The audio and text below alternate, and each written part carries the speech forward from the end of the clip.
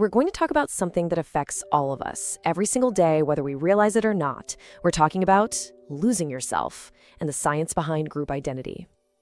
Listen to this. The moment you join a group, a fundamental part of your individual identity is willingly surrendered, and your thoughts and behaviors become dictated by the norms of that collective. Now, that sounds pretty dramatic, right? But here's the thing. This isn't some rare, once-in-a-lifetime event. It's a constant, background process running in your mind. It's happening at work, with your friends, even in your own family. So, in this explainer, we're going to show you exactly why your brain makes this automatic switch, and maybe more importantly, how you can stop losing your real self to the crowd. So here's our game plan. First up, we'll look at the identity switch. Then we'll get into the pain of belonging.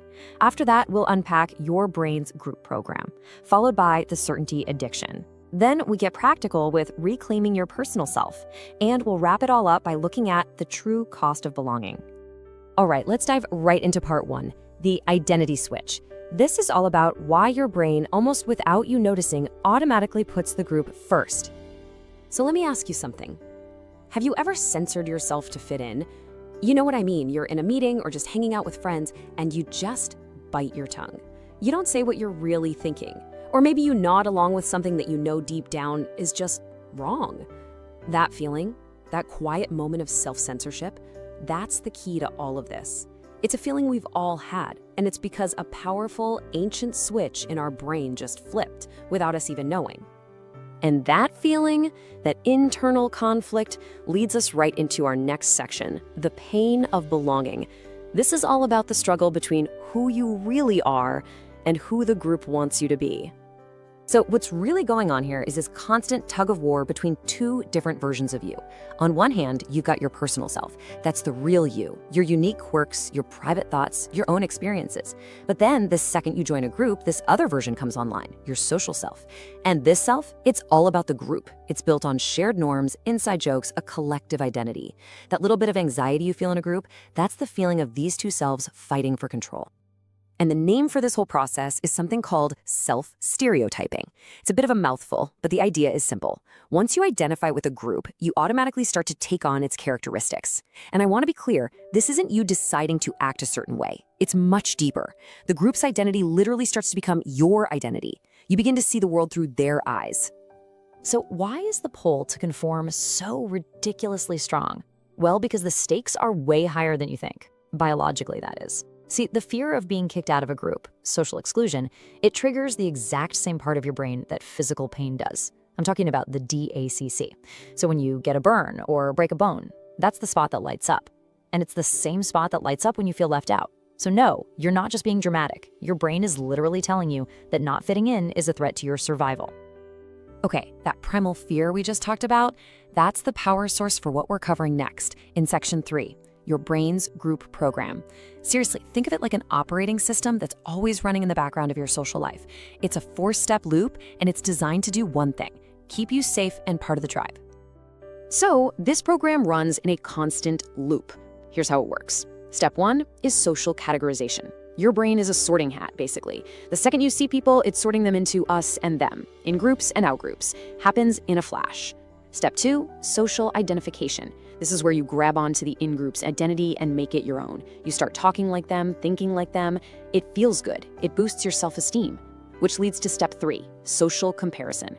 To keep that good feeling going, your brain starts to see your group as better than the others. It's a defense mechanism, really. And finally, step 4 is reinforcement. All those good feelings, the belonging, the self-esteem, the certainty, they act like a reward. It locks the whole loop in place, making it the default way you navigate the world. Okay, so we know what's happening, but why? That brings us to section 4, the certainty addiction.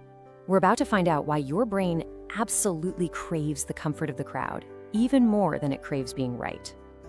The secret to this is something called cognitive heuristics. Fancy term, but all it means is mental shortcuts. See, your brain is, for lack of a better word, lazy. It wants to conserve energy. And thinking from scratch about every single social situation, that takes a ton of energy. It's so much easier to just follow the group's rules. It's the ultimate shortcut. And this right here, this is one of the biggest takeaways of this whole explainer. If there's one thing your brain hates, it's uncertainty.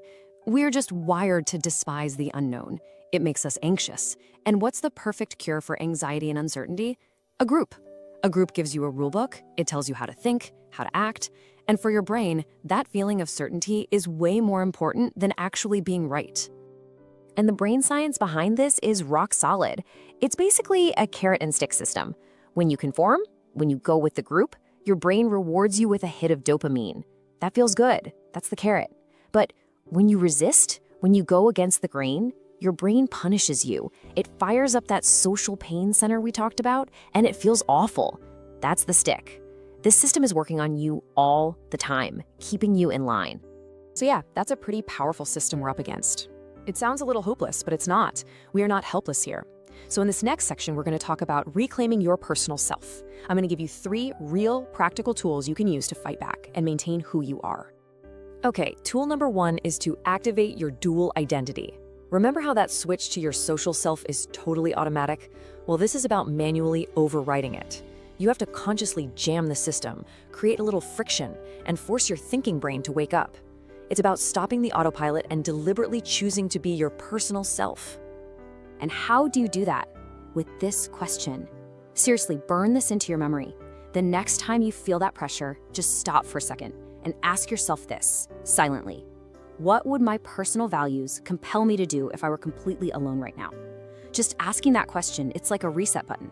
It pulls your real self out of the shadows and puts it right back in charge.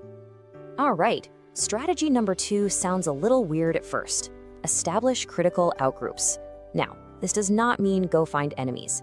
It means you need to intentionally listen to people who disagree with you, but who are smart and make good arguments. The goal here is to train your brain. You're showing your own threat detection system that, hey, there are good, smart people who see the world differently, and that's okay. It makes being different feel a lot less scary. And our final tool is all about behavior. Implement anonymous decision points.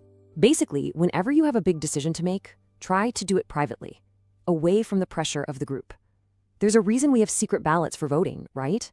It's the same idea. When you take the social pressure off, you give your real self the safe space it needs to make a choice without fear. And every time you do that, you get a little bit stronger in your own independence. Which brings us to our final big picture section, the true cost of belonging. Now that we know all this, how should we think about our relationship with the groups in our lives? Here's a totally different way to look at this. If you struggle to be an individual, if you find it hard to maintain your integrity in a group, it's not because you're weak. It's because you are fighting against your brain's default settings. Seriously, from a survival standpoint, your individual self is low priority, but your collective self, that's high priority. That's survival mode. It's the setting designed to keep you alive. So what does that mean? It means authenticity isn't our default state. It's something you have to achieve. It's not something you just find. It's something you have to build, choice by choice. And every one of those choices means picking your own personal values over that easy, comfortable certainty that the crowd offers you. I'm going to leave you with one final thought to really chew on. We spend so much time thinking about how to deal with other groups, our rivals, our competitors, but what if we've been looking in the wrong direction? The science is pretty clear on this. The most important, and by far the most difficult group you will ever have to manage is the one you already belong to.